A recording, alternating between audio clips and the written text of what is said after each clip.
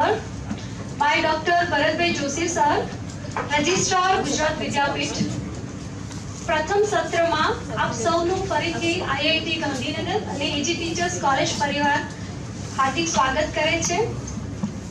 First સેશનની શરૂઆત કરતા પહેલા હું ડોક્ટર SL સોલંકી સર, અધ્યાપક એજી ટીચર્સ કોલેજ ને વિનંતી કરીશ કે તેઓ ડોક્ટર ભરતભાઈ સાહેબ, રજિસ્ટ્રાર ગુજરાત વિદ્યાપીઠ નો પરિચય આપે. Doctor Solanki sir.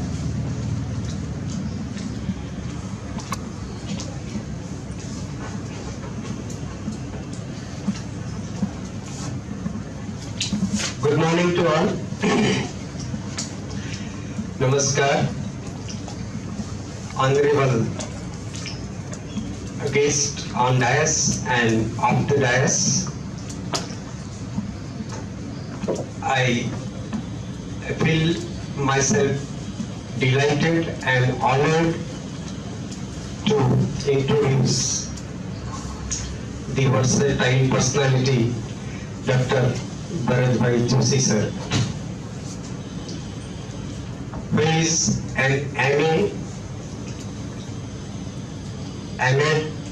PhD and Diploma in Journalism, CIC. Presently designated as Senior Professor since 5th December 2016. Sir, who possesses various designations as Head, Dean and Director, Faculty of Education, IASC. Sir is discharging the most valuable services as in-charge registrar of Gujarat Vidyapith excellently. He possesses 34 years, prolonged years of academic experience. It includes 8 years as a school teacher, 9 years as a lecturer, 3 years as a reader, and 10 years as a professor. So far as administrative experience is concerned, sir was the director, the IASC and College of Education, Gujarat Vidyapith for 3 years respectively from 2008 to 11. He has been nominated trustee of Gujarat Vidyapith since February 2018. Sir, you are a recognized PhD guide under whom 13 students have successfully awarded PhD degree. 7 students have been registered under him. Sir has as many 108 students guided at MA and MPhil levels.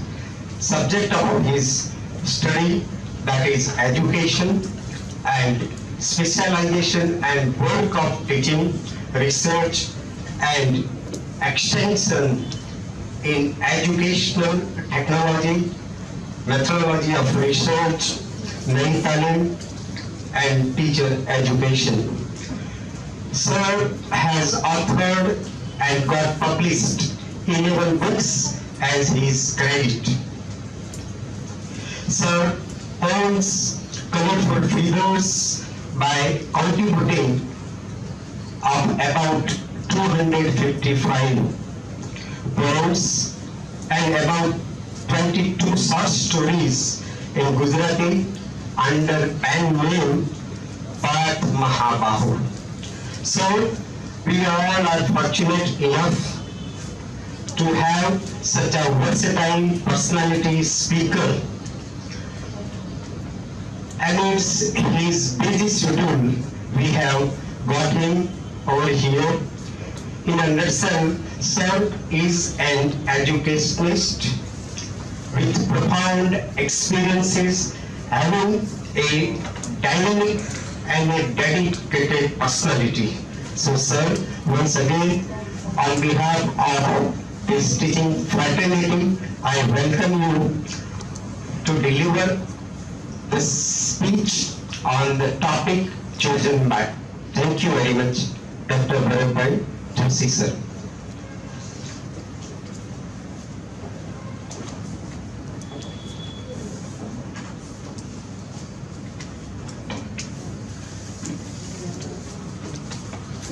Tria.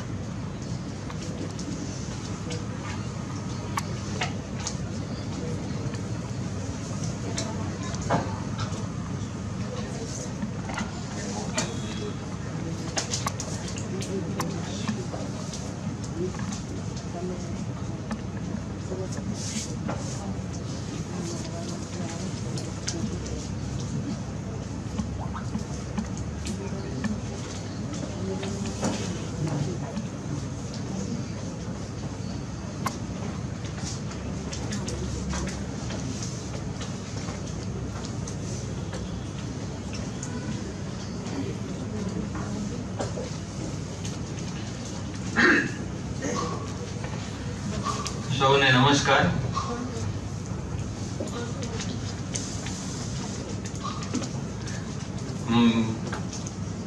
ઉદ્ઘાટનના ભાગમાં હું આવી ગયો તો મને બહુ મજા આવી.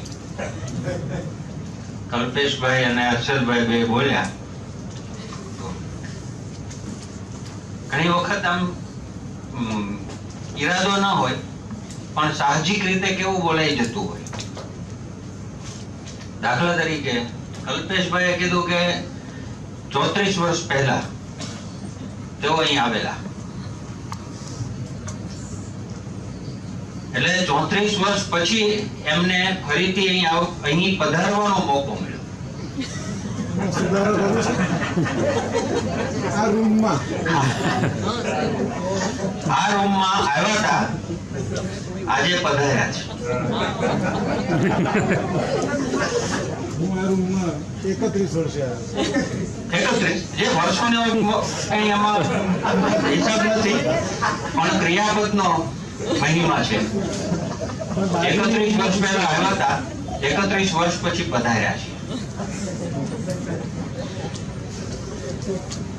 આપણી આસપાસ બનતી ઘટનાઓ આપણા ઉપર કેટલો પ્રભાવ છોડતી હોય છે.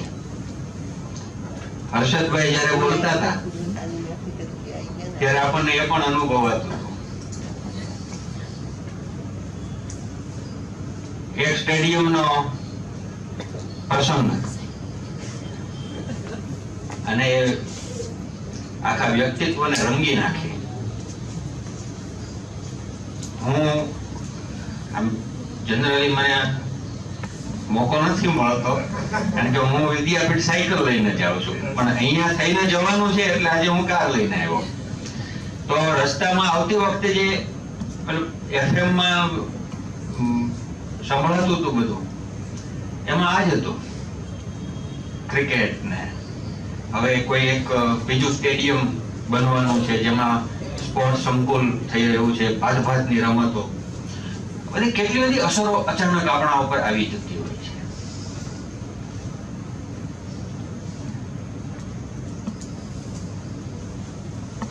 તમે પણ એવી જ ઘટનામાં અત્યારે મુકાયેલા છો.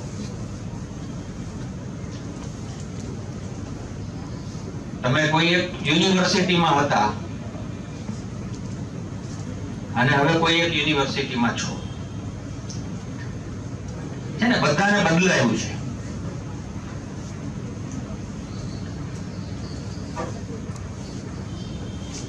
આ એક શું અવસર છે કે આપણને આવું પરિવર્તન મળ્યું. સામાન્ય રીતે થતું નથી. કોઈ એક કોલેજ શરૂ થઈ જાય પછી એ જ યુનિવર્સિટીમાં રહેતી હોય છે. તમારી કોલેજ પહેલા જે કોલેજો તમારી યુનિવર્સિટીમાં શરૂ થઈ છે એ હજી એ જ યુનિવર્સિટીમાં છે. આ મોકો તમને જ મળ્યો છે.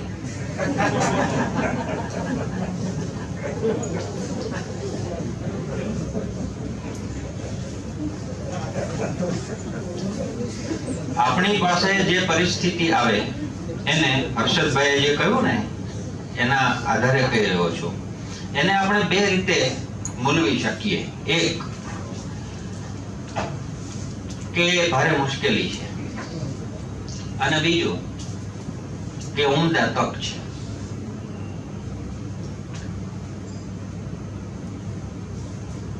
અમારા એક મિત્ર છે, એમણે નવી કાર ખરીદી. પછી અમે એ કાર લઈને પાવાગઢ ગયા, અમદાવાદથી પાવાગઢ. આમ સામાન્ય રીતે પાવાગઢ જવું હોય તો આપણે એક્સપ્રેસ વે થી વડોદરા જતા રહીએ અને ત્યાંથી પાવાગઢ જવાય. પણ કાર નવી હતી, ચલાવવાની હતી, અને એમની પાસે એ ડ્રાઇવિંગનો ખાસ અનુભવ નહોતો. એટલે હું તો એમની સાથે હિંમત વધારવા માટે જ બેઠો હતો, હિંમતપૂર્વક. તો અમે થોડો રસ્તો જુદો લીધો. અમે ડાકોર ગયા, નડિયાદ ગયા, પછી ડાકોર ગયા, એમ કરતા આપણે એક્સપ્રેસ વે નથી લેવું, આવા બધા રસ્તાઓ લઈએ એમ કરતા સાવલી ને એવું થઈને અમે કોઈક રીતે પહોંચ્યા હતા. પણ રસ્તો એટલો ખરાબ આવ્યો, નવી કાર, નવો ડ્રાઈવર, અને રસ્તો સાવ ખરાબ.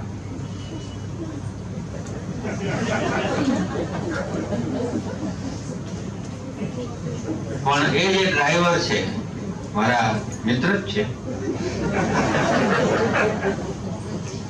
મારા મનમાં એમ થાય કે આ ખોટો રસ્તો પકડાઈ ગયો છે.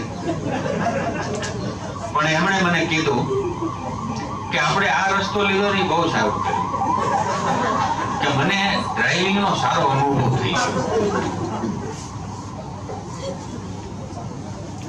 પરિસ્થિતિને કઈ રીતે જોઈએ છીએ ને એ હવે અગત્યનું છે, મહત્વ એમાં પડેલું છે. આપણી સામે હંમેશા મુશ્કેલી જ હોય છે, પણ આપણે એને મુશ્કેલી તરીકે ઓળખતા નથી. સંશોધનમાં પ્રારંભ કરે જ્યારે વિદ્યાર્થી, તો એને એક સમસ્યાની જરૂર પડે છે. આવીને પૂછે કે કઈ સમસ્યા ઉપર કામ કરવું, તો કોઈ પણ શિક્ષણના કોઈ પણ માર્ગદર્શક આવું કહી શકે કે શિક્ષણમાં જ્યાં હાથ નાખ તને એક સમસ્યા મળશે. એનો અર્થ એવો નથી કે શિક્ષણ સમસ્યાઓથી ભરેલું છે, પણ કોઈ પણ બાબતને તમે સમસ્યા તરીકે લઈ શકો છો. અને સમસ્યા તરીકે લઈએ છીએ એ પોઝિટિવ બાબત છે, એ નેગેટિવ બાબત નથી. આ બરાબર સમજો. જ્યારે તમે કશાકને સમસ્યા તરીકે જુઓ છો ત્યારે તમે તેનો ઉકેલ વિચારો છો, નહીં તો એ સમસ્યા તો છે જ, એનો ઉકેલ વિચારાતો નથી. આપણને જે દિવસે ખબર પડે છે કે આપણી અંદર કોઈ બીમારી છે ત્યારે આપણે એ બીમારીનો ઉપાય કરીએ છીએ, નહીં તો આપણી અંદર એ બીમારી હોય જ છે, વિકસતી એ હોય છે. અને ઘણી વખત બીમારી મોડી જાય છે, માણસ વહેલો જાય છે, ખબર જ નથી પડતી, નિદાન જ ન થયું. એટલે ઘણા લોકો ફૂલ બોડી ચેકઅપ કરાવે. અમારે તો સ્કીમ છે સેન્ટ્રલ ગવર્મેન્ટની, દર વર્ષે ફૂલ બોડી ચેકઅપ, એનો એક આખી યાદી આપી છે કે આટલા ટેસ્ટ કરાવવાના મિનિમમ. અને એ ટેસ્ટ કરાવવા પાછળ થનારા ખર્ચ પૈકીનો કઈ 2000 રૂપિયા એ સરકાર ભોગવે. આવી યોજના છે. ટેસ્ટ કરાવે 2000, 4000, 5000, જે કઈ એનો ટેસ્ટિંગનો ખર્ચ થતો હોય એ ચૂકવે, અને બધા ટેસ્ટ નેગેટિવ આવે, અને પછી કે કાંઈ હતું નહીં, ખોટા પૈસા પડ્યા. આપણે ક્યારેય આ નેગેટિવ રિપોર્ટને નિદાન ગણ્યું જ નથી.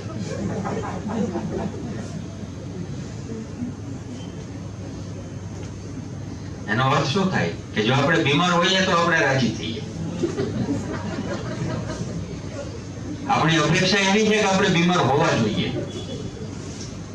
આપણને કશું નથી, કોઈ તકલીફ નથી, એ વાત ઉત્સવની વાત છે, પણ આપણે દુઃખી થઈ જઈએ.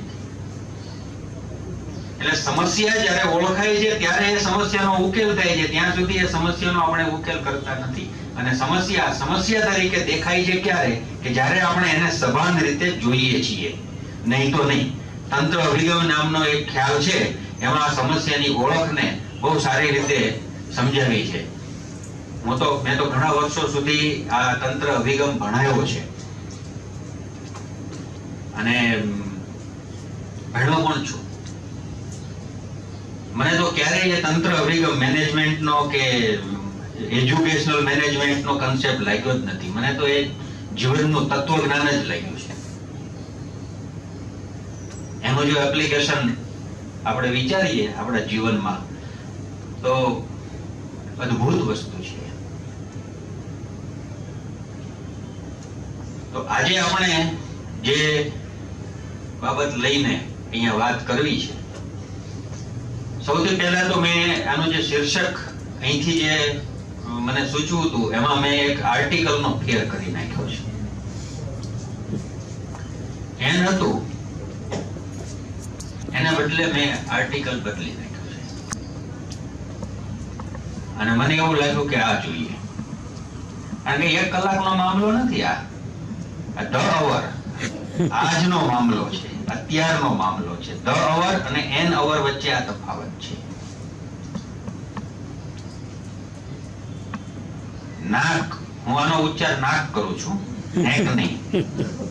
કારણ કે મને કોઈ રીતે પહેલેથી 1994 થી જ્યારથી એના પત્રો આવવાના શરૂ થયા છે ત્યારથી જ એનો ઉચ્ચાર નેક કેવી રીતે થાય એ મારા માટે સમસ્યા રહી છે. NAAC એ નેક થઈ જ ન શકે, એ નાક જ થાય ઉચ્ચાર કરવો હોય તો. અધરવાઇઝ ઇટ ઇઝ NAAC, એબ્રિવિએટેડ છે NAAC.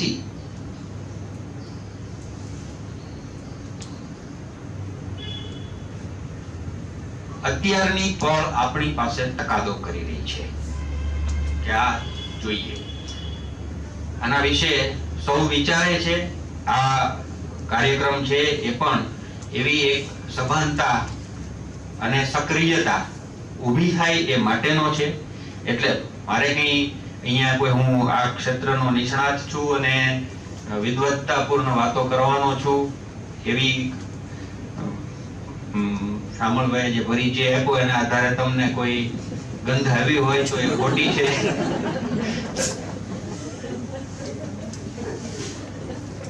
મને તો એમ થયું કે 1 પાનાનો મોકલ્યો એના કરતા લાંબો મોકલ્યો હોત તો સારું હતું.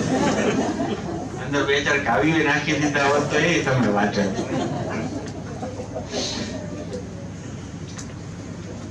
એટલે હું થોડો પરિચયાત્મક રીતે પેલા નાકથી શરૂ કરું છું અને પછી આપણે આગળ જોઈએ. સ્વાયત્ત સંસ્થા છે, આ બધું જાણીએ જ છીએ આપણે. આ બધું મિક્સ છે, અંગ્રેજી ગુજરાતી એવી રીતે ગોઠવેલું છે. રાત્રે જેટલું જાગી શકાનું એટલું આપેલું છે. UGC દ્વારા 1994 જે સ્થપાઈ છે. 1993 અને 1994 આ 2 વર્ષ આપણે માટે બહુ યાદગાર વર્ષો છે. 1993 એટલા માટે કે એમાં NCTE સ્થપાણી છે અને એ વર્ષથી હું ટીચર એજ્યુકેટર થયો છું. એટલે NCTE ની સ્થાપના ત્યારે થઈ અને ત્યારે જ આવ્યું બધું કે તમારે આ રેકોગ્નિશન લેવાનું, બધા ફોર્મ આવતા અને અમે કોલેજમાં હોંશથી જોતા કે શું છે બધું, વિચિત્ર બધું લાગતું. એટલે આવું બધું હોય કારણ કે ક્યારેય આવું કોઈએ વિચાર્યું જ નહોતું. અને પછી ધીમે ધીમે કેટલીક જગ્યાએ તો એવું હતું કે આપણે તો NCTE થી આગળ છીએ, એનાથી એ જૂના, એટલે આપણે કઈ ચિંતા ન હોય. તો અમે થોડા દિવસો એ ભ્રમમાં ચાલેલા ખરા કે અમારું 1969 નું હતું. અમારી કોલેજ જે કોલેજમાં હું હતો, કલ્પેશભાઈ જેમ અહીંયા પધાર્યા છે આજે, એમ એ કોલેજમાં હું પધારેલો. કારણ કે એનો હું વિદ્યાર્થી હતો 1984 ની સાલમાં અને એ જ કોલેજમાં અધ્યાપક થયેલો. તો 94 માં નાક આવ્યું અને એ વખતે તો આ બહુ જ આમ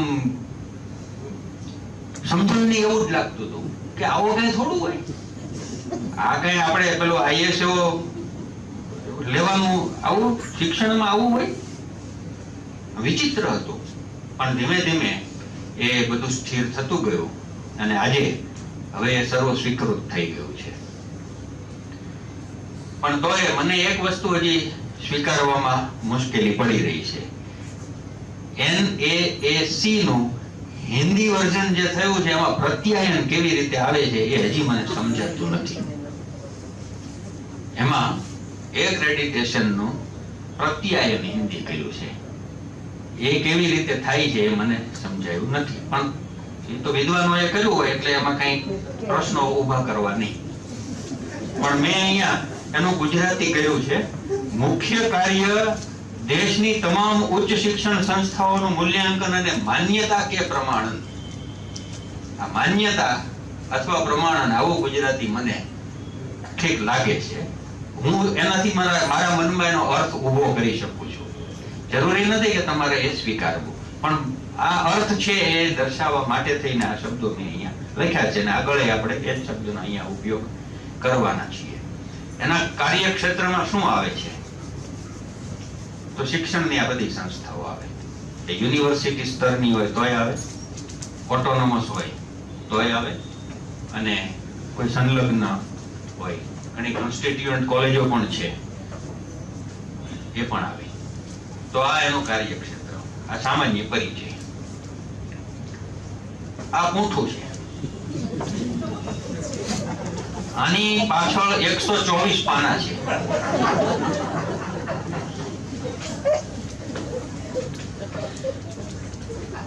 જે 124 પાનાને TEI, ટીચર એજ્યુકેશન ઇન્સ્ટિટ્યૂટ, પચાવી જાય એને કોઈ તકલીફ ન પડે.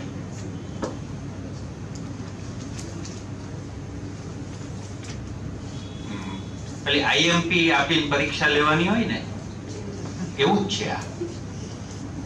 આપણને IMP આપેલી છે. નાક કશું જ અંધારામાં કામ નથી કરતું. IMP આપી દીધી છે કે આટલા જો આ પ્રશ્નો છે અને આ પ્રશ્નોમાંથી આટલા વિભાગોમાંથી આટલા પ્રશ્નો પૂછાશે. તમારે જે જવાબો તૈયાર કરવા હોય તે જેમ કરવા હોય તેમ કરી રાખો.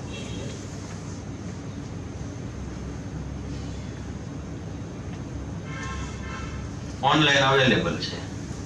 તમે બધાએ પોતપોતાની સંસ્થા માટે ડાઉનલોડ કરી લીધું હશે. જો ડાઉનલોડ કરી લીધું હોય તો એનું પ્રિન્ટ કઢાવી સ્પાઇરલ બાઇન્ડ કરી IQAC માં રાખવું, એકથી વધારે ન કરો. કારણ કે ઓનલાઈન વાંચવામાં ઘણા મુશ્કેલી હોય છે, મારા સહિત.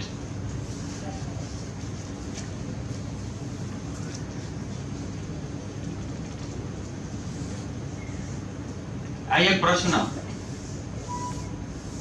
ઉભો થયો છે. UGC એ નાકને 1994 માં સ્વાયત્ત સંસ્થા તરીકે અસ્તિત્વ આપ્યું. હવે UGC જ નહીં રહે તો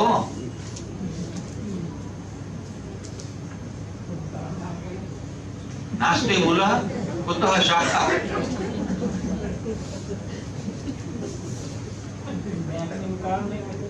હા, એટલા માટે અહીંયા આજે લખ્યું છે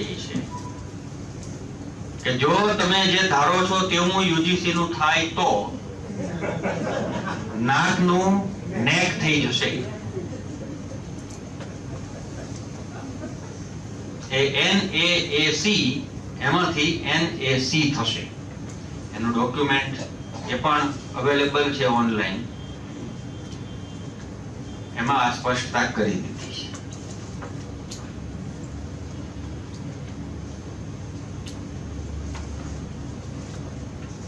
એક આ બધું વાંચીએ ને ત્યારે આપણા ઉપર જેની પ્રબળ અસર થાય છે એવી બાબત છે એક્રોનિમ્સ. બધા એટલા બધા હું આ બધું વાંચતો હતો ને તો મેં કેટલાક તારવા જો HECI higher education commission of India, NAC national accreditation council, પછી ISHE all India survey of higher education, QA quality assurance, IIQA, HEI, DEI, SGS, A&A, SSR, QIF.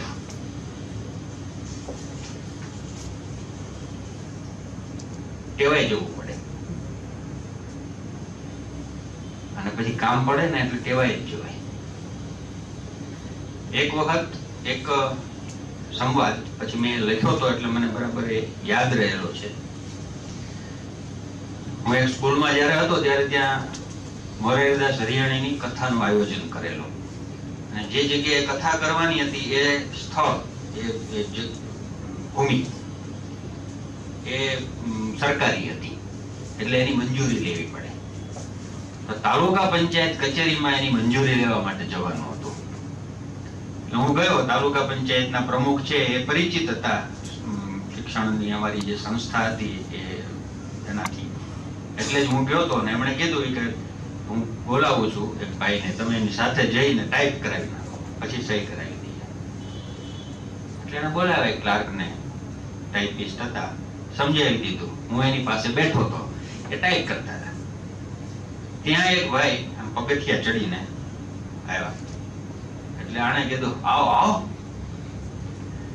એટલે પગથિયા ચડીને સીધું પૂછ્યું કે ભટ્ટીઓ ક્યાં છે? ભટ્ટીઓ ક્યાં છે? એટલે પેલા ટાઈપ કરનારે પૂછ્યું કે કયો, 950 કે 1200? કયો 950 કે 1200? પેલા એ કીધું 950. તો કે એસ્ટામાં? તો મુંબઈમાં હતો ને એ ભાઈ ખડમાં જઈએ એવો. ઠીક, એ ભાઈ જતા રહ્યા. મારા મનમાં પ્રશ્નો જાગ્યા કે આ બે સંવાદ શું કર્યો? એટલું મને પછી ગમી ગયું એટલે મેં એના ઉપર એક કથા કરી હતી અને એ લખ્યું છે. પછી એને મને સમજાવ્યું કે અમારે એક ભટ્ટ છે એ જુનિયર ક્લાર્ક છે, એક ભટ્ટ છે એ સિનિયર ક્લાર્ક છે. એટલે એને પૂછ્યું કે ભટ્ટીઓ ક્યાં છે? તો બે માંથી કયાનું એ મારે પૂછવું પડે. 950 એટલે જુનિયર ક્લાર્ક, એનો સ્કેલ છે, બે સ્કેલ.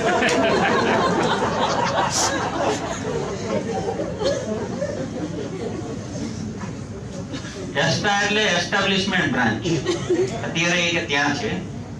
અને મભઈ એટલે મધ્યાહન ભોજન યોજના. અમારું કે એવું પણ એક વિભાગ છે. એટલે પહેલા એ ત્યાં હતો, ત્યાંથી અમારો ખડ વિભાગ છે. એ ખડ વિભાગમાં એની બદલી થઈ હતી અને અત્યારે એસ્ટાબ્લિશમેન્ટ બ્રાન્ચમાં છે. આ એનો સંવાદ હતો. જેને ખબર નથી, આ વોકેબ્યુલરી જેના પરિચયમાં નથી, એને ન સમજાય. આ વાંચતી વખતે આપણે આવું થયા કરે. એટલે મેં આવી નોંધ રાખી હતી કે આ કંઈક આવે એટલે જોવાનું કે છે શું, મગજ શું આવ્યું, આ 950 છે જોઈ લેવું પડે. પણ એક વખત એનો પરિચય થઈ જાય પછી એવી જરૂર ન પડે. ધ્યાનમાં રાખવાનું છે કે માની લો કે NEP અસ્તિત્વમાં આવી જાય, એમાં જે મૂક્યું છે બધું જ ઇમ્પ્લિમેન્ટ થઈ જાય, તો પણ NAC તો છે જ.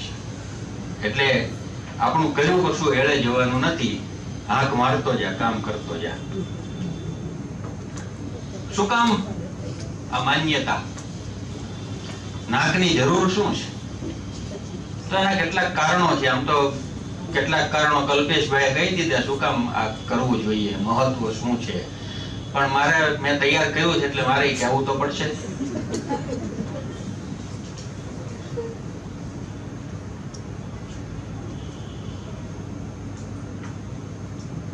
આપણે આટલું ચાર્જિંગ છે એટલી વારમાં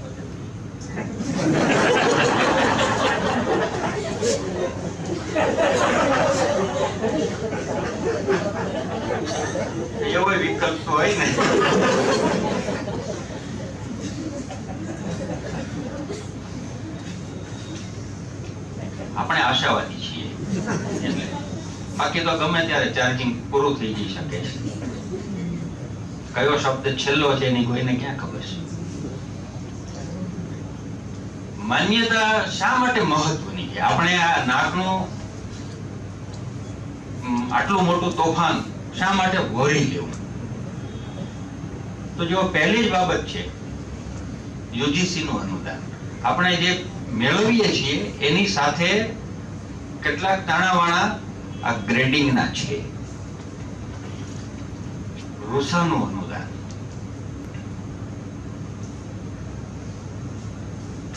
ગ્રેડ ઉપર આધારિત છે. સૌરાષ્ટ્ર યુનિવર્સિટીમાં એ માંથી બી એટલે બી પ્લસ કે બી પ્લસ પ્લસ નહીં પણ બી શું કામ આઘાત આપે? એની પાછળ આવા કારણો પડ્યા છે કે ખાલી કઈ ગ્રેડ ઘટી ગયો છે એવું નથી. ગ્રેડ ઘટે છે એની સાથે બીજું ઘણું ઘટે છે.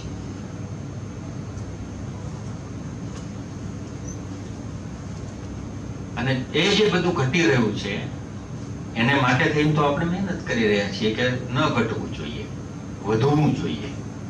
એ મેળવવા માટેના તો આપણા પ્રયાસો છે. શું કામ 12B માં જવું?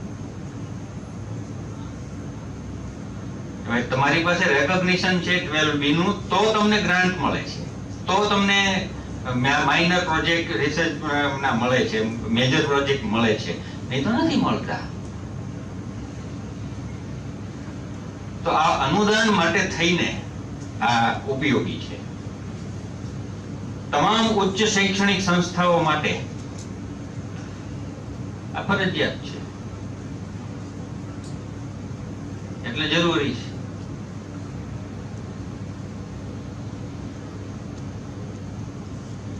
ફરજિયાત હોય તો જરૂરી હોય ને, કે ફરજિયાત હોય છૂટકો જ નથી. તમારે જો ઉચ્ચ શિક્ષણના સંસ્થાન તરીકે અસ્તિત્વમાં રહેવું હોય તો આ શરત છે, ઇટ્સ એ કન્ડિશન. એમાં જવાનું જ છે, એ માટે મહત્વનું છે. પણ જવાનું છે એની સાથે જો પહેલામાં જે બાબતો મૂકી છે એ જોઈતું હોય તો ખાલી કે નહીં ચાલે. ABCD એમાં ગમે ત્યાં હશું તો ચાલશે એવું નથી. એમાં તમારે B+ માં જવું પડશે તો તમે એ બધું મેળવી શકશો. જે સંસ્થાઓ A અથવા A+ અથવા A++ સાથે માન્યતા પ્રાપ્ત કરે તેની વધુ માંગ છે. કોણ માંગ કરે? વિદ્યાર્થીઓ માંગ કરે. મને એક ટીચર એજ્યુકેટર એક વખત વાત કરી હતી કે આપણને શું ફેર પડે, અમારે યુનિવર્સિટી એડમિશન આપે, વિદ્યાર્થીએ ફોર્મ ભર્યું હોય, વિદ્યાર્થીએ માગણી કરી હોય તોય એને ન મળે, ન માગણી કરી હોય તોય મળી જાય, તો કઈ નહીં. આનાથી કઈ ફેર ન પડે.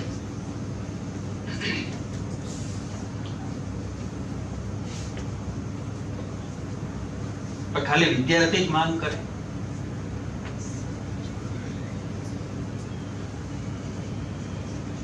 માનો કે કોઈ કે કઈક શૈક્ષણિક કન્સલ્ટન્સી આપવી છે તો કોને આપે?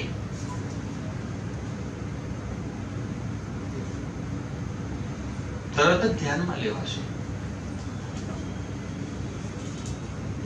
ખાલી વિદ્યાર્થીઓને ધ્યાનમાં લેવાના છે એવું નથી. સમાજમાં પણ એ સંસ્થાની માંગ છે. તમારે પોતાને માનો કે 5 દાતાઓ છે અને એમણે કઈ રકમ ઉદાર સખાવત આપવી છે તો એ પણ આ બાબતને ધ્યાનમાં લેશે. કારણ કે એ ગુણવત્તાનું દ્યોતક છે. જે અર્થમાં એનું મૂલ્યાંકન થયું છે એ અર્થમાં પણ એ ગુણવત્તાનું દ્યોતક છે, એક ધોરણ છે. અને એ ધોરણ જેની પાસે A+ કે A++ છે એને પાર કરેલું છે, પારંગત છે. પારંગત એટલે માસ્ટર, એને ઓળંગેલા છે. સંસ્થાઓને તેમની સુધારણા માટે નબળાઈ શોધવા અને વિદ્યાર્થીઓને વધુ સારી સેવાઓ આપવા માટે કાર્ય કરવામાં પણ મદદ કરશે. એ માટે પણ આનું મહત્વ છે. જો અહીંયા હમણાં જે આપણે વાત કરીને એ જ છે કે નિદાન થાય છે કઈ બીમારી, એક્સરે થાય ત્યારે ખબર પડે કે આમાં પથરી પડી હતી, બાકી કઈ આપણને કઈ વાગતી નહોતી.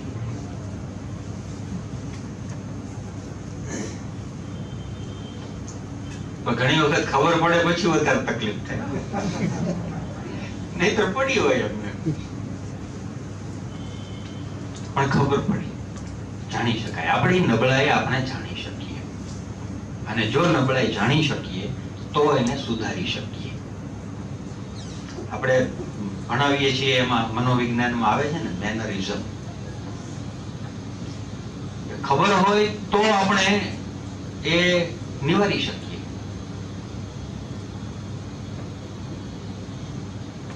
ઘણી એવી આદતો હોય છે ને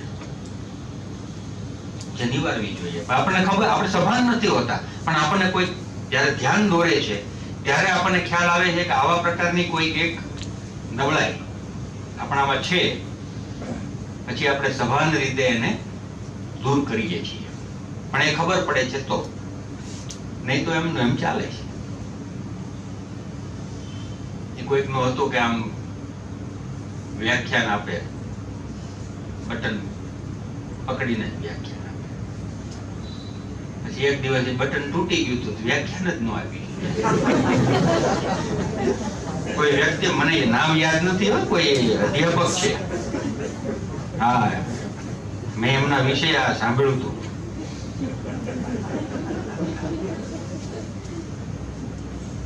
એટલે તે દિવસે એમને ખ્યાલ આવ્યો હશે કે આ નબળાઈ છે. ટી શર્ટ પછી આવ્યા.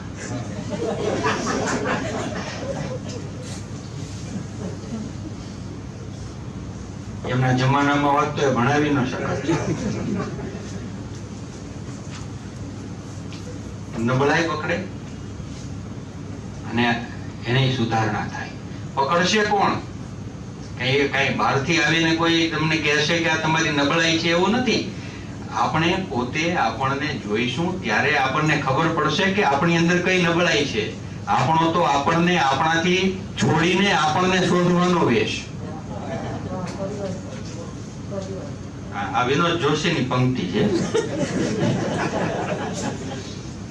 આપણો તો આપણને આપણાથી છોડીને આપણને શોધવાનો વેશ.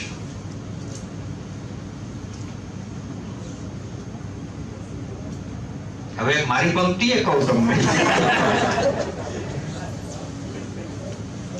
સાવ પાસે રાખેલી વસ્તુને ઓળખવા એકવાર આગેથી જો.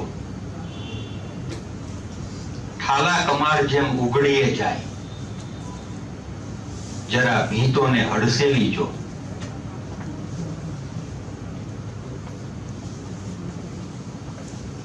એટલું નજીક હોય ને તો આપણને પરિચય જ ન થાય.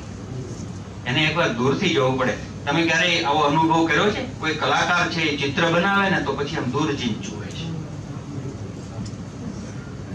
આપણે અરીસામાં દૂર જઈને નથી જોતા. આપણે સાવ પાસે જતા રહીએ તો ન આપણે દેખાઈએ. આપણે દૂર જવું પડે છે. આપણે જો આપણને ઓળખવા હોય તો આપણાથી દૂર જવું પડે છે. અને સાવ પાસે રાખેલી વસ્તુને ઓળખવા એકવાર આગેથી જો. આપણે આપણને આગેથી જોઈએ છીએ નાકમાં. પહેલા આપણે આપણને કાગળ ઉપર ઢાળીએ છીએ અને પછી આપણે જોઈએ છીએ કે આપણે કેવા છીએ.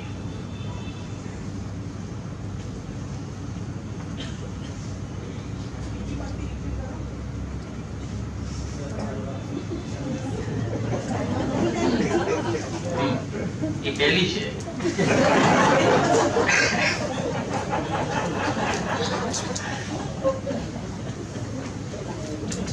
ઠાલા કમાડ જેમ ઉગડીએ જાય, જરા ભીંતોને હડસેલી જો. ઠાલાનો અર્થ તો ખબર છે? ઠાલા કમાડ, ભોગળ માર્યા વગરના. હડસેલો મારો તો ખુલી જાય. ભીંતો એ ખુલી શકે છે, ક્યારે આપણે વિચારતા જ નથી, આ બંધ છે એટલે બંધ જ છે એમ માનીને ચાલીએ છીએ. ધક્કો તો મારી જુઓ ને એકવાર, કોશિશ કરો.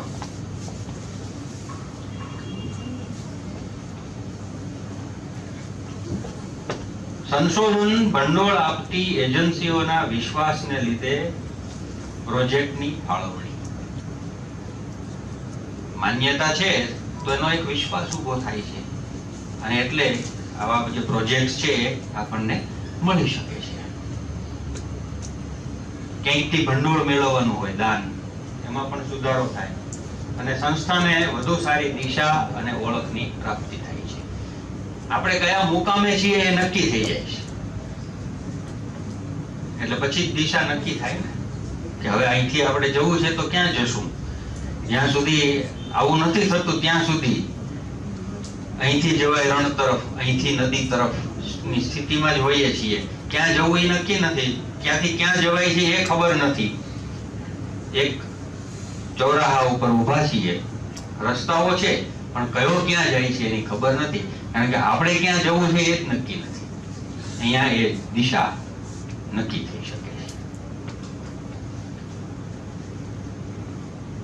હજી કેટલીક બાબતો તારવી છે. આ બધું મેં પેલું પુસ્તકનું પૂંઠું દેખાડ્યું, એની પાછળના 124 પાનામાંથી જ આવેલું છે. એટલે આમાં કઈ વાંધો હોય તો એ પુસ્તકનો છે. ગુણવત્તા, શિક્ષણ, ફેકલ્ટી, સંશોધન, ઇન્ફ્રાસ્ટ્રક્ચર વગેરેની દૃષ્ટિએ સંસ્થાનું મહત્વ નક્કી કરવામાં ઉપયોગી છે. ગ્રેડ છે એ આ બધાનું અનુમાન આપે છે કે આવું હશે, અમુક ગ્રેડ છે એટલે. વિદ્યાર્થીઓને શ્રેષ્ઠ સેવાઓ માટેનો વિશ્વાસ બેસે છે કે અહીંયા અમુક ગ્રેડ મળ્યો છે તો અમુક સેવાઓ તો મળશે જ, એવો વિશ્વાસ, ભરોસો હોય છે.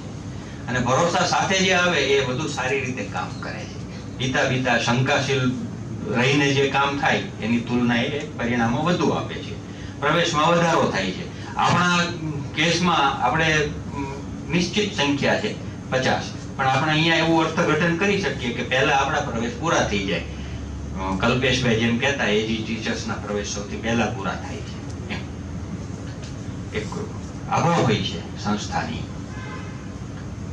શૈક્ષણિક સંપર્ક, એકેડેમિક એક્સપોઝરમાં વૃદ્ધિ થાય છે. મેં સાવિત્રીબાઈ ફૂલે પુણે યુનિવર્સિટીનો એક મહાનિબંધ તપાસ્યો હતો. એ મહાનિબંધ છે એ એવી સંસ્થાઓ, એ યુનિવર્સિટીની મહારાષ્ટ્રની એવી સંસ્થાઓનો અભ્યાસ હતો કે જેને A+ કે A++ ગ્રેડ મળ્યો હોય. એવી સંસ્થાઓનો એણે અભ્યાસ કર્યો હતો. જો શું કામ એવી સંસ્થાઓનો અભ્યાસ કર્યો કે આ સંસ્થાઓ કંઈક મહત્વની છે. એના વિદ્યાર્થીઓની એમાં મુલાકાતો મૂકી હતી, એના અધ્યાપકોની મુલાકાતો મૂકી હતી. એક્સપોઝર છે ને આ બધું. શું કામ એને જઈને ત્યાં કીધું? એ લોકો બીજે જાય છે, બીજાઓ ત્યાં જાય છે, અને જેમ એક્સપોઝર વધારે એમ વિકાસ વધે છે. પ્લેસમેન્ટની સંભાવનામાં વધારો. આપણે તો ટેટ ને ટાટ ને બધું ટાઈટ છે, પણ પ્રાઇવેટ સંસ્થાઓ આજે પણ, જે શૈક્ષણિક સંસ્થાઓ છે, શાળાઓ છે, એ આજે પણ ભરતી માટે અધ્યાપકોના સંપર્કો કરે છે કે તમારા સારા વિદ્યાર્થીઓ અમને સૂચવો. અને સંસ્થાઓ, આવી સારી સંસ્થાઓ સરકારી નોકરીમાં મળતા પગાર કરતા વધુ પગારો પણ ચૂકવે છે.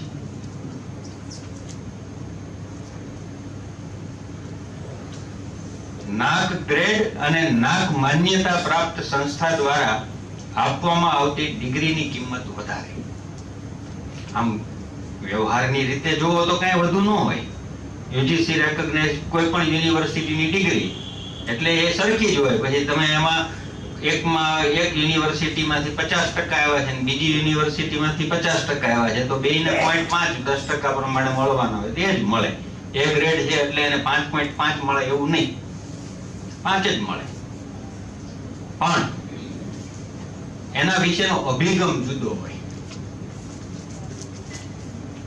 જે વિદ્યાર્થી ત્યાંથી ભણીને આપણને પોતાને જ્યારે કોઈક નો પરિચય થાય છે અને કહે છે કે સ્ટેનફોર્ડ યુનિવર્સિટીમાં ભણ્યા છે, એણે ઓક્સફોર્ડ યુનિવર્સિટીમાંથી આ ડિગ્રી લીધી છે, તો સ્વાભાવિક આપણા મનમાં એક માનની લાગણી થાય છે કે એણે સારી યુનિવર્સિટીમાં અભ્યાસ કર્યો. એ રીતે આ વધારે એમ છે. બાકી તો આંકડાની રીતે કઈ વધે નહીં. આગળના અભ્યાસ માટે વિદેશી શિક્ષણમાં પણ સરળતા રહે. કઈ સંસ્થામાંથી તમે આવ્યા છો એના ઉપર આ બહારના પ્રવેશ પણ આધાર રાખે છે.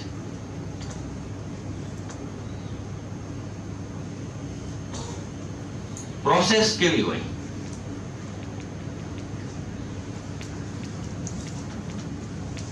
કોઈ પણ શિક્ષણ સંસ્થા, હાયર એજ્યુકેશનમાં કામ કરતી શિક્ષણ સંસ્થાએ રજીસ્ટ્રેશનથી શરૂ કરાવવાનું છે. હર્ષદભાઈએ કીધું ને, બધાએ રજીસ્ટ્રેશન કરાવવાનું છે, ફરજિયાત છે. અને ત્યાંથી શરૂ થાય. પછી institutional information and quality assessment, IIQA. અહીંયા મેં આ પગથિયા આપી દીધા છે. આ ક્રમમાં આપણે જવાનું હોય છે. પછી SSR બને. આ પાછું પેલું એબ્રિવિએશન છે, સેલ્ફ સ્ટડી રિપોર્ટ. આપણે આપણો અભ્યાસ કરીએ છીએ, સેલ્ફ સ્ટડી. આપણું જ વર્ણન આપણે કરવાનું છે, પણ આપણું વર્ણન આપણે સંકોચ સાથે નથી કરવાનું. મારા વખાણ હું કરું તો હું તો ગુંડો લાગુ, અને સ્વાભાવિક છે. શામળભાઈ મારો પરિચય આપે તો મને ગમે, પણ હું ઉભો થઈને મંડું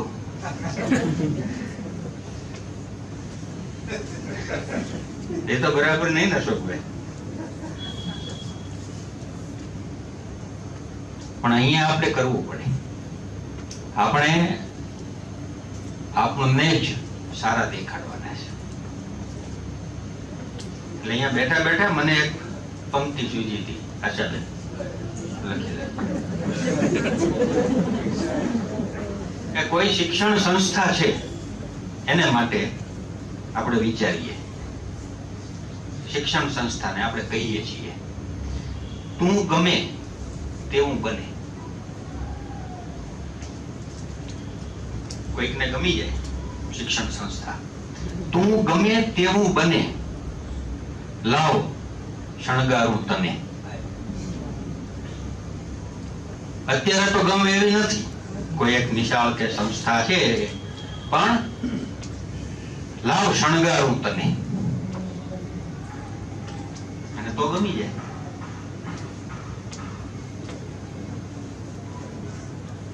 મેકઅપ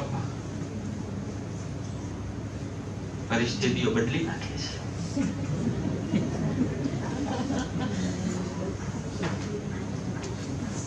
હા, છે ને, મહિમા છે રંગરોગાનનો. એટલે હું નથી કરતો એટલે કહું એવું નહીં કરવાનો મહિમા છે. કાલે અમારે ત્યાં એક નિવૃત્ત ઇન્કમ ટેક્સ કમિશનર આવ્યા હતા, તો અમારા વાઇસ ચાન્સેલર પાસે એ બેઠા હતા ને હું હતો. પછી હું તો નીકળી ગયો.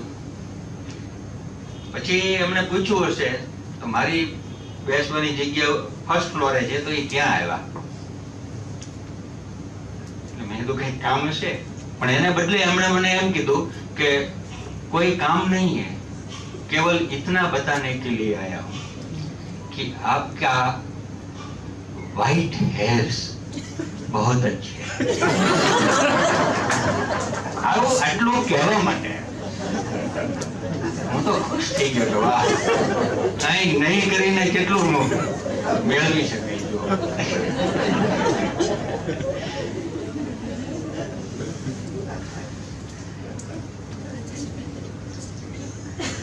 એટલે ઘણી વખત હવે 15 વર્ષથી તો હું અમદાવાદ છું, પણ હજી જયારે ભાવનગર જાઓ તો વાળ કપાઈ આવું. જે પેલો મિત્ર છે એની પાસે જાઓ, તે 4-5 વર્ષ પહેલા એને કીધું કે બધા હવે સફેદ થઈ ગયા છે તો એક વખત કલર મારી દઈએ. મેં કીધું આ થતા છે ને 53 વર્ષ લાગ્યા છે, એમને નથી થયા. એની મહેનત છે, 53 વર્ષ મહેનત કરી છે ત્યારે સફેદ થયા. તું ઘડીકમાં ભૂસી નાખ, ન ચાલે. તો આપણે આપણી સંસ્થાને શણગારવાની છે, આપણને શણગારવાના છે. નાક છે એ આપણને શણગારવાની એક તક ઊભી કરે છે. આપણે છીએ તે જ આપણે રહેવાના છીએ, પણ આપણે વધુ સારા દેખાઈએ તેવા આપણે થવાના છીએ. આપણે શોધવાનું છે કે એવું શું છે કે જે કરવાથી આપણે સારા લાગીએ, જે દેખાડવાથી આપણે સારા લાગીએ. મારો એક કઝિન છે, એ બિઝનેસ કરે છે. એને મારી દીકરીના અને એની દીકરીના લગ્ન આગળ પાછળ હતા. તો મારી દીકરીના લગ્ન તો એકદમ સાદગીથી અમે કર્યા હતા. કોઈને જાણ કરી પણ બોલાવ્યા નહીં. હવે એને તો ભવ્ય કર્યું બધું. તો મેં એને કીધું કે આટલું બધું તે ભવ્ય શું કામ કર્યું? પાછો મને થોડા વખત પહેલા તો કહેતો હતો કે થોડી આર્થિક સંકડામણ છે અને આટલું ભવ્ય ફંક્શન કર્યું. આટલું બધું શું કામ કરવું જોઈએ? મને કે તને ન સમજાય, જો દિખતા હૈ સો બિકતા હૈ. આ એનો જવાબ હતો કે જો હું સાદગીથી દીકરીના લગ્ન કરું ને તો મારી પાસે જેટલું દેણું છે, મેં ઉધાર લીધું હોય, એ બધા મારી પાસે ઉઘરાણીઓ ચાલુ કરી દે કે આ પાર્ટી ગયેલી છે. એટલે કે મારે દેણો કરીને આ કરવું પડે. જો દિખતા હૈ સો બિકતા હૈ. આનાથી મને બીજા ઓર્ડર્સ મળે, બીજા મારો બિઝનેસ વિકસે, એ પણ આનાથી જ થાય. આપણે આ સિદ્ધાંતથી ચાલવાનું કે આપણે કશું કર્યું છે. હવે જે કર્યું છે એ જ દેખાડવું છે, અને એ એવી રીતે દેખાડવું છે કે જેથી એ શણગાર લાગે, સુંદર લાગે, નોંધનીય લાગે. આપણે કરીએ જ છીએ. આપણી પાસે જેટલી યાદીમાં પ્રવૃત્તિઓ છે એ બધી પ્રવૃત્તિઓ આપણે કરીએ જ છીએ, પણ આ તો કરવાની જ હોય. તેથી આપણે ક્યારેય એની નોંધ રાખી નથી. માતા પુત્રને પુત્રીને ઉછેરે છે તો એને કઈ કઈ માવજત આપે છે એની કઈ યાદી નથી રાખતી. હવે રાખવાની છે. બાપા કાગડોની વાર્તા છે ને, કે ક્યારેક બાળકને દેખાડવા થાય કે જો બેટા તે આટલી વાર કીધું તું બાપા કાગડો. એમ આપણે હવે આ નોંધ રાખવાની છે. શું શું કર્યું? વિદ્યાર્થીને એક નાનકડી મદદ કરી છે તો એ પણ નોંધવાની છે. એક નાનું એવું ફંક્શન કર્યું છે તો એ પણ નોંધવાનું છે. આ બધામાં સૌથી અગત્યનું જે છે તે આ SSR રચવાનું છે. અને SSR રચવા માટે પાયો છે એ આ ચીવટ છે. જેટલી ચીવટથી આપણે આ નોંધ રાખી હશે એટલું આપણે SSR માં મૂકી શકશું, અને જેટલું SSR માં મૂકશું એટલું DVV માં આવશે. હા, આપણે એવું કઈ એમાં ન મુકાય કે સારું લાગશે, પણ ભલે કર્યું નથી પણ સારું લાગશે. ના, જે નથી કર્યું એ નથી કર્યું. જે કર્યું છે એ જ કર્યું છે, અને એને એવી રીતે દેખાડવું છે કે જેથી ધ્યાનમાં આવે. આ ખ્યાલથી SSR નું સબમિશન થાય છે તૈયાર કરીને. પછી ડેટા DVV જે કહ્યું તે ડેટા વેલિડેશન એન્ડ વેરિફિકેશન એની પ્રોસેસ થાય, અને પ્રી ક્વોલિફાયર સ્કોર આવે. Preparation towards the student satisfaction survey થાય. એ એને પેરેલલ જ થતો હોય છે. અને છેવટે પેયર ટીમ આવે. અહીંથી એક વખત જે કહેવાયું એ પ્રમાણે અગાઉ એવું હતું કે પેયર ટીમ આવે ત્યારે જ બધું જે કંઈ સ્કોરિંગ નું કામ છે એ થાય. હવે એવું નથી. હવે 70% પહેલા પતી જાય. જે તમે લખીને મૂક્યું છે એ 70% છે, બાકીનું છે એ 30% છે. આ આંકડા હું બરાબર બોલું છું ને?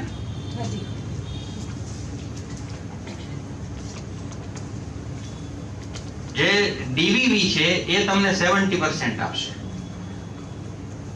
ડેટા વેરિફિકેશન એન્ડ વેલિડેશન માંથી 70% મળી જશે. ત્યાં નક્કી થઈ ગયું.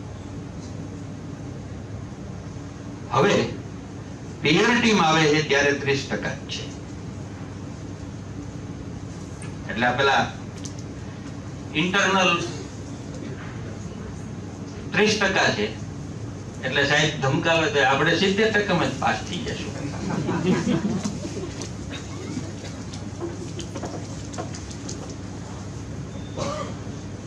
હોય છે ને નહીં આપતા, લ્યો જાઓ તમારે ઇન્ટરનલ નો આપતા. અમારી પાસે એક્સટર્નલ તો છે ને. હા, એટલે આમાં એવા ભાગ થઈ ગયા છે. પહેલા એવું નહોતું. એટલે આ બહુ જ નવી વ્યવસ્થામાં ઉપયોગી બાબત છે. અને એ કેવું છે? એકદમ ટ્રાન્સપરન્ટ છે, ઓબ્જેક્ટિવ છે.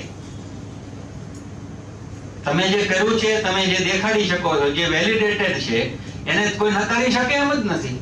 અને એટલે એના માટે જે સ્કોર આપવાનો છે એ આપવો જ પડે, એમાં ચાલે જ નહીં. અને એટલે ઘણી વખત સંસ્થાઓને ગ્રેડ જ્યારે નીચો મળે છે અને એ અપીલમાં જાય છે અને એ ગ્રેડ સુધરીને આવે છે. એનું કારણ આ છે. હવે એ થઈ શકે છે કે અમારી પાસે જો આ આધાર રહ્યા, અમે આટલું મૂક્યું છે, આનો આટલો સ્કોર તો થવો જ જોઈએ, અને એ નક્કી કરી શકાય છે. છેવટે ગ્રેડ આપે છે. સાદી રીતે જુઓ તો આમાં 3 બાબતો છે. Self assessment by teacher education institutes and its report as SSR, student satisfaction survey SSS, and data verification and validation DVV, અને assessment by peer team. આટલું સમરીના રૂપમાં છે. આટલું કરવાનું હોય. આના વિશે હું તમને કંઈ નથી કહેવાનો, નહીતર કૌશલબેન ખીજાય, કારણ કે એ કહેવાના છે. પણ આ 7 ક્ષેત્રો છે, આસ્પેક્ટ છે. આ ક્રાઇટેરિયા 7 ક્રાઇટેરિયા છે. દરેક ક્રાઇટેરિયન નું એક વેઇટેજ છે જે કાઉન્સમાં આપ્યું છે. જુઓ, આમાં તમે એક બીજા ક્રાઇટેરિયન ને ધ્યાનમાં લ્યો. સૌથી વધુ ધ્યાન ક્યાં દેવા જેવું છે તમે નક્કી કરી શકશો. 1000 ટોટલ છે, એમાંથી 360 36 માર્કે તો પાસ થઈ જવાય.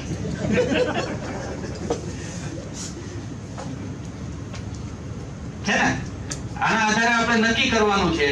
અને આ દરેકના પાછા કી ઇન્ડિકેટર્સ આપેલા છે, જે તમે ફોર્મ જોશો એટલે એની અંદર છે જ. અને દરેક ઇન્ડિકેટરને પાછું એક્સપ્લેન કરી આપ્યું છે એને જો.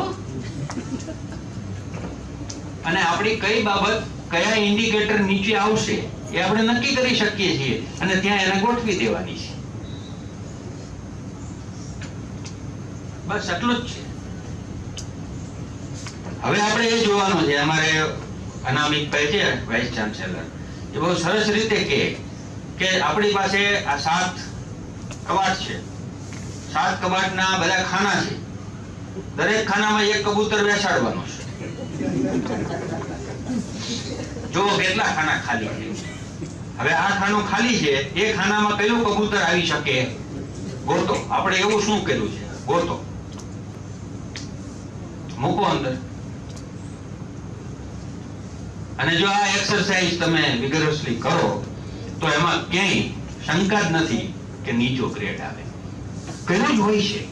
આપણે આઈડેન્ટિફાઈ કરવાનું છે કે આ જે કર્યું છે એ આ બાબત છે. કયા કી ઇન્ડિકેટર્સમાં આપણે એને મૂકશું એ નક્કી કરવાનું છે. જે એ કરી જાય એ તરી જાય.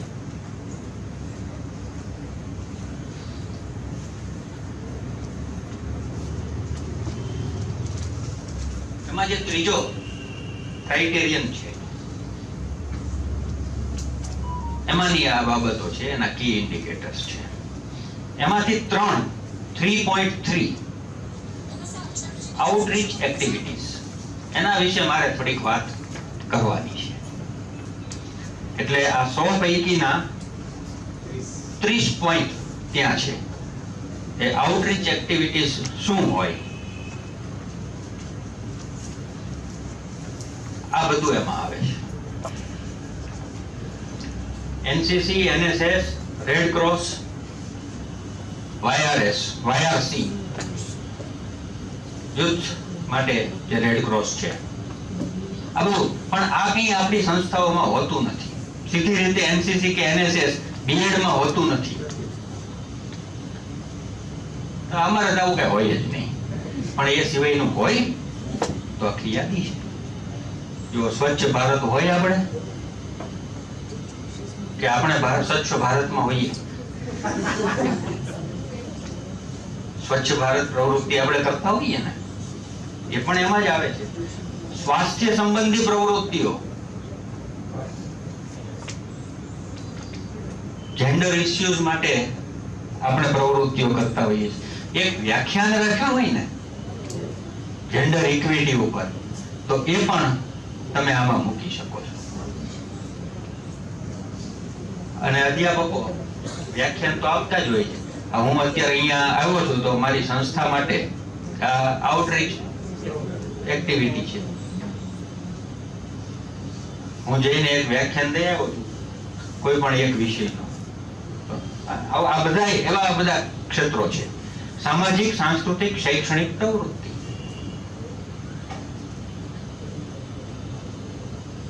આમ કેટલીક યુનિવર્સિટીમાં તો પહેલા હતું, એટલે હવે તમારે આઈઆઈટીમાં છે કે નહીં મને ખ્યાલ નથી. આમ તો હોવો જોઈએ એકેડેમિક કાઉન્સિલના સભ્ય તરીકે, પણ હવે ખ્યાલ નથી. બીએડમાં ઓફ કેમ્પસ પ્રોગ્રામ છે, ઇન્ટર્નશિપ નહીં, ઓફ કેમ્પસ નથી ને. પહેલા હતો ગુજરાત યુનિવર્સિટીમાં, પહેલા હતો, પછી બંધ થઈ ગયો, બ્લોક ટીચિંગ કરી દીધું હતું. ગામડામાં જવાનું, ત્યાં જ રહેવાનું અને ત્યાં પ્રવૃત્તિઓ કરવાની, ભણાવવાનું અમારે છે. અને એકાધિક વખત છે આ સતત શિક્ષણ એવું પણ એને કહેતા. ઘણી વખત એને મથકેતર શિક્ષણ એવું પણ નામ આપતા. મથકેતર, જે મથક ઉપર ભણવાનું છે તે સિવાયની જગ્યાએ જઈને કરવાનું, તે મથકેતર. ઉદ્યોગ, સમુદાય, એનજીઓ સાથેનું જોડાણ. આપણે કોઈ ઉદ્યોગમાં વિદ્યાર્થીઓને લઈ જઈએ કે તું જો કેવા કેવા ઉદ્યોગો છે. ગ્રામોદ્યોગો જેવું નહીં. મને યાદ છે કે અમે જ્યારે ભણતા ત્યારે અમને ભાવનગરની મશીન ટૂલ્સમાં લઈ ગયા હતા. એ લોખંડનું કારખાનું છે, મશીન ટૂલ્સ.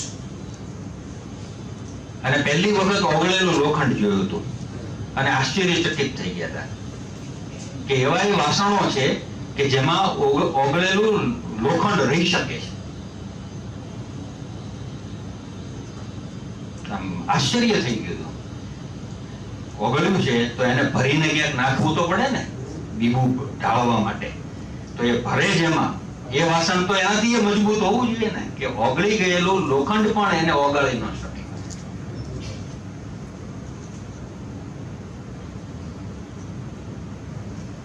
આપણે પણ આપણા વિદ્યાર્થીઓને આવી પ્રવૃત્તિઓમાં સાંકળી શકીએ. બધું જ છે. સમુદાય, ભાતભાતના સમુદાય સાથે એમનો સંપર્ક કરાવી શકીએ. એનજીઓ સાથે પ્રવૃત્તિઓ કરી શકીએ. અહીંયા રચનાત્મક કાર્યક્રમો એમ શબ્દ વાપર્યો છે અને એમાં સૂચિત એ જ છે કે ગાંધીજીએ સૂચવ્યા છે 18 અને પછી 19મો એક, એવા 19 કાર્યક્રમો. અત્યારે આપણે જુદા જુદા સ્વરૂપે રચનાત્મક કાર્યક્રમો અમલમાં છે જ. આ સ્વચ્છ ભારત કે એ બધી પ્રવૃત્તિઓ છે એનો જ ભાગ છે. રચનાત્મક કાર્યક્રમો નામની એક નાની ચોપડી છે, ગાંધીજીએ જ લખેલી છે, કંઈક 10 રૂપિયા કિંમત છે. એમાં 18 કાર્યક્રમો ગાંધીજીએ આપ્યા છે અને પછી એક 19મો એમને સૂચવવામાં આવ્યો હતો, પશુ સુધારણા. એ પણ એમણે એમાં સામેલ કર્યો છે. એનો પરિચય આપ્યો છે કે કેવી રીતે થાય. હવે જો આ બધા કાર્યક્રમો તમે જ્યારે જુઓ ને તો આપણે સભાન નથી એટલું જ છે, બાકી એ બધા જ કાર્યક્રમો આપણી આજુબાજુમાં થાય છે અને આપણે પણ કરતા હોઈએ છીએ. એમાં મહિલા ઉત્કર્ષના કાર્યક્રમો છે, એમાં અસ્પૃશ્યતા નિવારણના કાર્યક્રમો છે, એમાં આદિવાસી શિક્ષણના કાર્યક્રમો છે, એમાં ખેતી સુધારણાના કાર્યક્રમો છે. આપણે એક સજીવ ખેતી વિશે એક કાર્યક્રમ કરીએ, પ્રદર્શન ગોઠવું છે. ગામના લોકોને બોલાવ્યા છે, આપણી સોસાયટીના લોકોને બોલાવ્યા. જે સોસાયટીમાં આપણી સંસ્થા છે એ સોસાયટીના લોકોને બોલાવીને કીધું કે જો આ જૈવિક ખાતરનો ઉપયોગ કરીને બનેલું જે ઉત્પાદન છે એ આવી રીતે લાભદાયી છે. આમ જ આવે છે, આઉટરીચ પ્રોગ્રામ છે. આઉટરીચ એટલે આપણે જઈએ છીએ, બીજાને પણ લાવીએ છીએ. એને લાવીને આપણે એના સુધી પહોંચીએ છીએ. અને છેલ્લે વિનમ્ર રીતે એક સૂચવવાનું છે, જોશેસ મોડેલ ઓફ કમ્યુનિટી એજ્યુકેશન, જેનો અમે ઉપયોગ કરીએ છીએ અમારા કાર્યક્રમોમાં, પીએડમાં. પાઠ આપવા માટેના જે વિવિધ મોડેલ્સ છે એવું આ એક જોશેસ મોડેલ ઓફ કમ્યુનિટી એજ્યુકેશન છે. જ્યાં પણ કમ્યુનિટી હોય ત્યાં એનો ઉપયોગ થઈ શકે. એના માટે ગામડું જરૂરી નથી, કમ્યુનિટી જરૂરી છે. કમ્યુનિટી સાથે આપણે જે પ્રવૃત્તિ કરવી છે એ પ્રવૃત્તિનું પાઠના સ્વરૂપમાં આયોજન થાય છે. દાખલા તરીકે આપણે મતદાન જાગૃતિ કાર્યક્રમ ગોઠવવો છે, લોકોમાં મતદાનની જાગૃતિ વધે એવું કંઈક કરવું છે. તો ઉદાહરણ તરીકે આપણે એક શેરી નાટક ભજવીએ છીએ. આપણા તાલીમાર્થીઓ ભજવશે, આ પાઠ આપશે. પણ પાઠ છે એ વ્યક્તિગત પાઠ નથી, આ પાઠ છે સામૂહિક પાઠ છે. આવો પાઠ આપેલી એક વિદ્યાર્થીની અહીંયા મોજૂદ પણ છે, તમારી કોલેજમાં છે, મિત્તલબેન.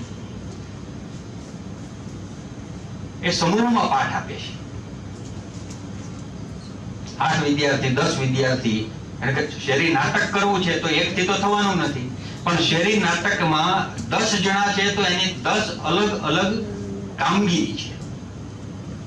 એમાં સ્ક્રિપ્ટ એક કામ છે, એમાં અભિનય શીખવવો, દિગ્દર્શન કરવું એ એક કામ છે, એમાં ડિઝાઇન કરવી, કોરિયોગ્રાફીથી માંડીને વગેરે બધું એ પણ એક કામ છે, ઓડિયન્સને જાણ કરવી એ પણ એક કામ છે, ઓડિયન્સને લાવવું એ પણ કામ છે. આવા આખા કામ આઈડેન્ટિફાઈ થાય છે અને એ દરેક વિદ્યાર્થીને સોંપવામાં આવે છે. એ દરેકનું કામ છે એ એનો પાઠ છે. આપણે અપેક્ષાઓ રાખીએ છીએ કે આપણો વિદ્યાર્થી છે, ઇવન જેને આપણે ફ્રેમવર્ક કહીએ છીએ, એનસીટીએ આપેલું 2009 નું ફ્રેમવર્ક ફોર કરિક્યુલમ ટીચર એજ્યુકેશનનું, એમાં પણ આ બાબત સૂચિત છે કે આવું કરવું જોઈએ. કેવું કે શિક્ષક બનનાર વિદ્યાર્થી વાલીઓ સાથે સારી રીતે પ્રત્યાયન કરી શકવો જોઈએ, ગામની સમસ્યાઓમાં ઉકેલ રૂપ ભૂમિકા ભજવી શકતો હોવો જોઈએ. આ બધું એમાં સૂચવેલું છે. આપણા અભ્યાસક્રમમાં એવું શું છે કે જેથી વિદ્યાર્થી વાલીઓ સાથે સારા સંપર્કો કરી શકે, વિદ્યાર્થી વાલીના પ્રશ્નોના ઉકેલોમાં મદદરૂપ થઈ શકે, આસપાસના વિસ્તારમાં રહેલી સમસ્યાઓને સમજીને એને દૂર કરવામાં મદદરૂપ થઈ શકે. આપણા અભ્યાસક્રમમાં આવી કોઈ બાબતો નથી. અને એટલે અમે આ 2010ની સાલથી આ મોડેલ અમલમાં મૂક્યું છે અને આજે પણ એ અમલમાં છે. આના આધારિત 4 પાઠ દરેક વિદ્યાર્થી આપે છે. 4 પાઠ આપવાના હોય છે વર્ષ દરમિયાન. અને અમે એક પદયાત્રાનો કાર્યક્રમ કરતા હોઈએ છીએ, એમાં અમે આનો ઉપયોગ કરીએ છીએ. આપણી આસપાસના લોકોને આપણે સાંકળવા હોય તો જઈને આપણે આવો કોઈ એક કાર્યક્રમ ગોઠવીએ. જરૂરી નથી કે કોઈ સ્લમમાં થાય કે કોઈ ગામડામાં જ થાય, એ કોઈ પોશ એરિયામાં પણ થઈ શકે. એનો ટાઈમ કોલેજનો જ ટાઈમ હોય એવું પણ ન હોય, એક પ્રવૃત્તિને અનુરૂપ હોય એવો સમય હોય. એનું રીતસરનું મૂલ્યાંકન થાય, મૂલ્યાંકન માટેની એની એક યોજના હોય અને એ પ્રમાણે અમે એ 4 પાઠ આપતા હોઈએ છીએ. એટલે એ પણ આઉટરીચ પ્રોગ્રામમાં ઉપયોગી થાય એવું મોડેલ છે. એટલે એમાં 2 હેતુ સરી જાય. એક તો આપણા પાઠ છે એ પણ અપાઈ જાય, વિદ્યાર્થીને એક નૂતન મોડેલનો પરિચય થાય, એક નવું પ્રતિમાન મળે અને પછી આઉટરીચ એક્ટિવિટી પણ થાય. તો આ મલ્ટીપર્પઝ એવું મોડેલ છે. એના ઉપર અમે કેટલાક રિસર્ચ પણ કર્યા છે અને કેટલાક રિસર્ચ પબ્લિશ થયેલા છે અને એ બધા અવેલેબલ છે. તો મને તક આપી એ માટે એજી ટીચર્સ કોલેજનો આભારી છું અને તમે સૌએ મને સહકાર આપ્યો છે એટલે આટલી વાર હું બોલી શક્યો છું. સૌનો ખૂબ ખૂબ આભાર.